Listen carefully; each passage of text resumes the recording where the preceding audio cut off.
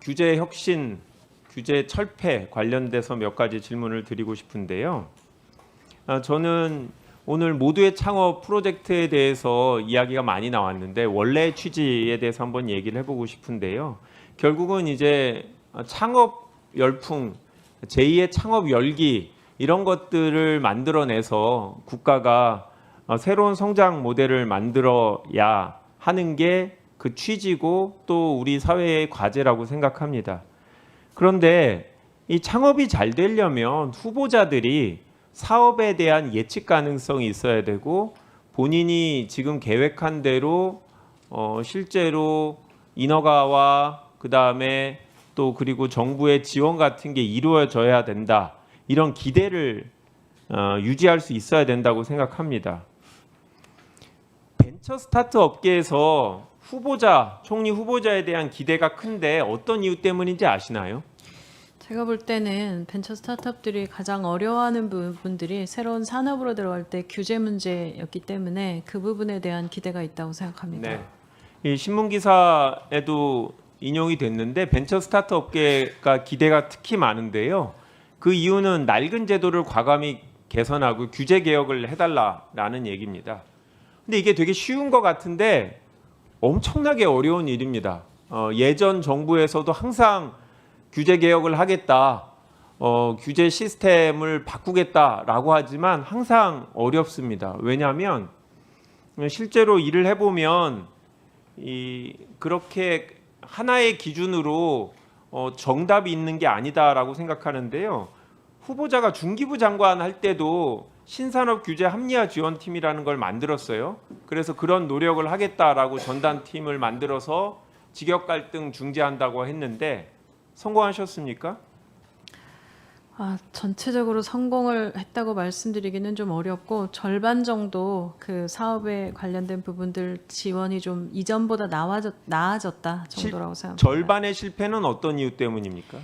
관련 부처와의 협의에서 좀 관련 부처와 협의가 난항이 좀 있기도 했고 그리고 또 스타트업 업계 간에도 좀 다른 목소리들이 있고 이 조정하는 부분에 있어 어려움이었습니다. 조정을 할 때 있어서 사업마다 다르겠지만 후보자가 생각하는 판단 기준이 있습니까?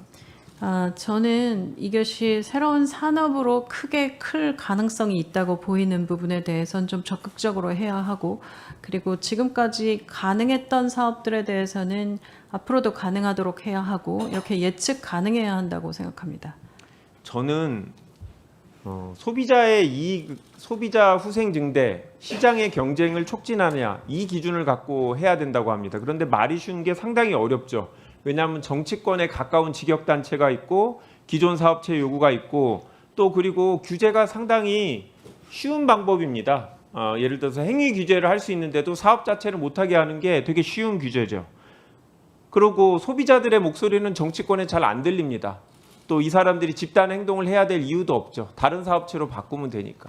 네. 저는 그래서 정부가 이런 일을 할 때 뭔가 판단 기준이 있고 예측하고 우리 사업을 하는 사람이 그 기준에 따르면 지금의 규제는 해소될 가능성이 있고 정부가 나의 사업을 지원해 줄 거다라는 신뢰가 있어야 되는데 이제까지는 그런 판단 기준이 부족했다고 생각하는데요.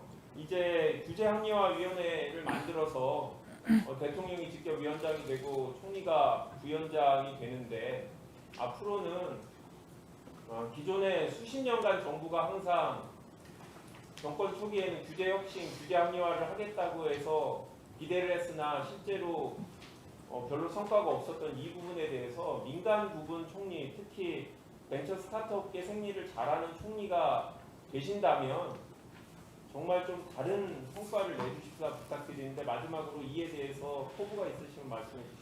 네, 저를 총리로 후보자로 지명하신 이유 중에 하나가 저는 AI 대전환과 함께 앞으로 올 새 신산업에 대한 육성도 있다고 생각합니다. 근데 이 신산업이 잘 육성되려면 규제와 관련된 부분들을 좀 과감하게 합리화해야 하는 부분이 있어서 여기에 대해서 적극적으로 임하라는 것으로 저는 이해하고 있고 이에 대한 부분들은 앞으로 좀 더 적극적으로 할 생각입니다.